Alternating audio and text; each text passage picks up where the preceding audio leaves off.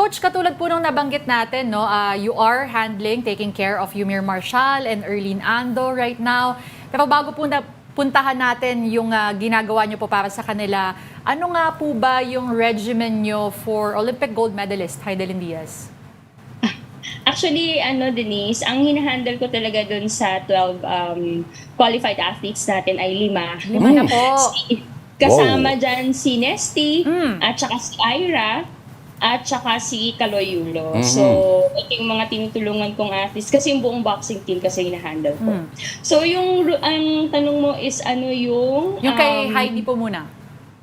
Kay Heidi. Actually, I used to be the nutrition coach of Heidelin Diaz with regards to her nutrition program before in preparation for this last qualifying tournament. Itong nasa video ngayon.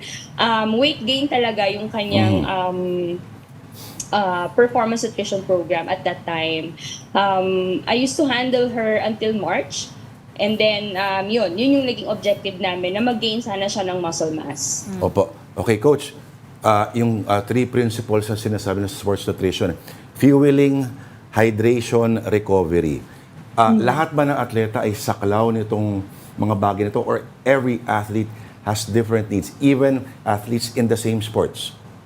Yes, definitely. Lahat talaga sila kailangan mabigyan ng tamang fuel with regards to the energy that they need in terms of performing at their best for not only for competitions but also for their training. Kasi dun sa training talaga nangyayari yung mga desirable adaptations ng mga athletes natin para makapag-perform sila ng maayos pagdating na ng competition. So yun yung fueling part. Hydration of course is very important lalo na ngayon na napakainit, no? Hindi lang natin sila basta binibigyan ng tubig to rehydrate, but also I have to make sure that their electrolytes are in balance also kasi may kinalaman din yun pagdating sa muscle function. And then syempre yung recovery nila dapat sa gabi pag sila nagpapahinga na, ina-allow din yung katawan nila para makapag-recover nung fuel na mga nagamit nila during their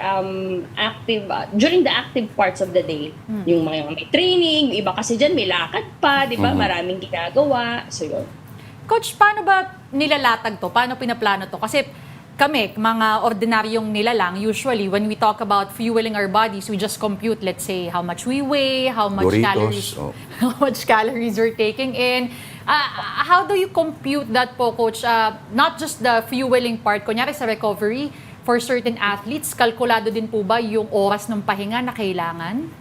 Yeah, basically, yung overall calorie recommendations sa binibigay ko sa kanila doesn't only take into consideration yung kanilang basal metabolism, yung sinasabi mo kanina, Denise, na tinitimbang na natin yung sarili natin, ganyan.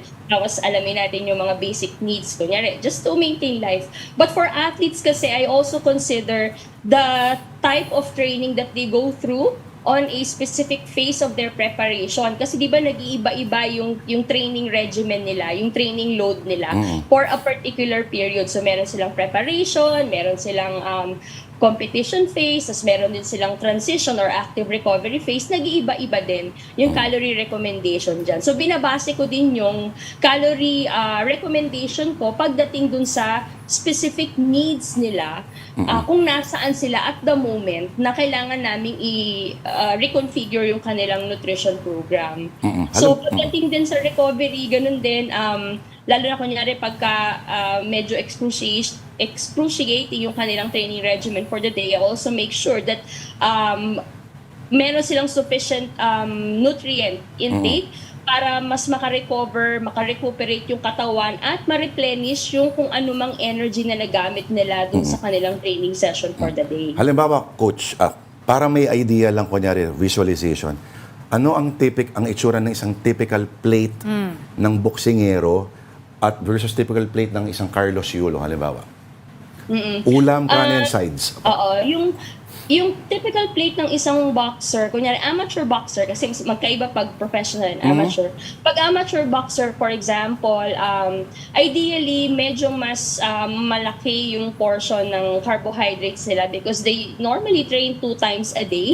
And medyo endurance type kasi yung type ng kanilang activity.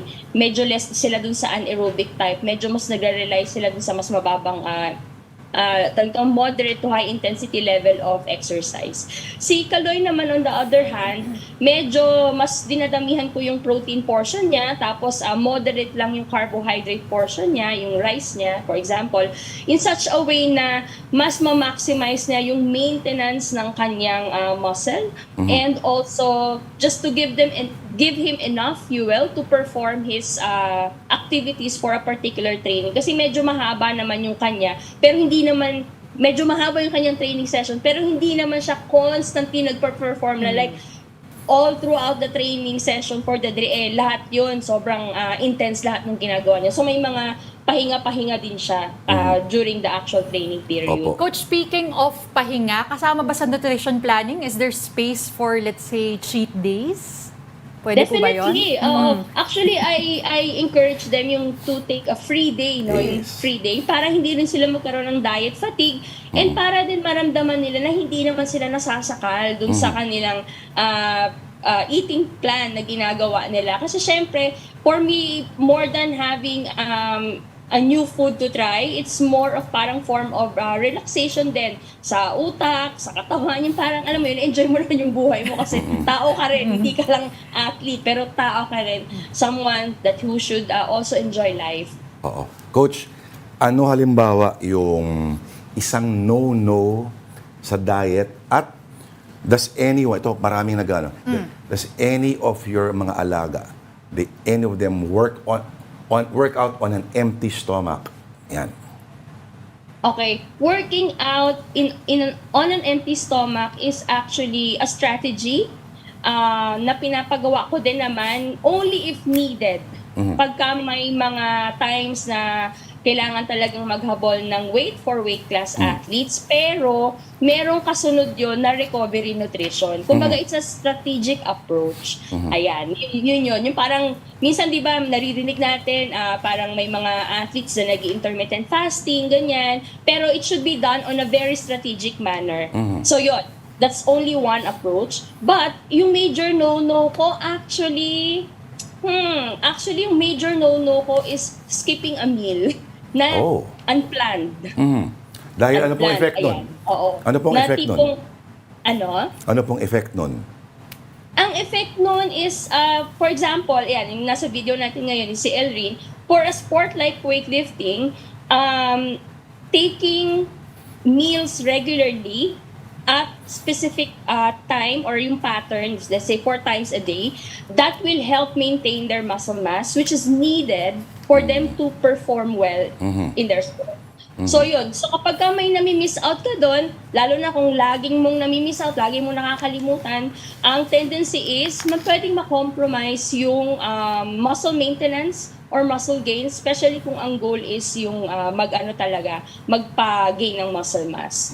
So yun, yung mga unplanned na ako ay nakalimutan ko, sobrang busy ko, yun. So yung mga ganon, hanggat maaari talaga, sinisita ko sa mga athletes ko. Tsaka tendency, babawi, di ba? Oo. Gutom na gutom siya. Oo. Kakain ng Doritos. Uulamin ng Doritos. Bakit mention mo Wala yung lang. Doritos ko? Doritos talaga.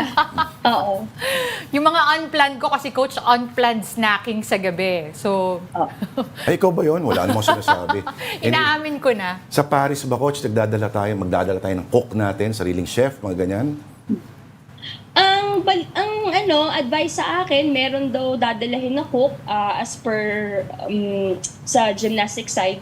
Merong nagsabi sa akin na magdadala daw tayo ng cook. So yun, so far yun pa lang yung alam ko and I'm hoping also to be present in the actual training camp and Olympics. Baka mamaya mga cheese at mga baguette yung ipakain doon. Ayan, syempre, kailangan natin bantayan yan, di ba? Kasi syempre, ayun yung pinakakaya natin mangyari sa training camp. Yes. To make it feel like a vacation. Kailangan nakafocus lalo Correct. on the last month of Alright. preparation. Denise? Okay, Coach, nako, ang dami ko pa sanang gustong itanong about our athletes. Actually, para na rin sa akin. Pero wala na tayong oras. We'd like to thank you again for Thank you. talking to us, joining us here on Afternoon Delight. Again, thank you, Sports Nutrition Coach Jeaneth. Thank you.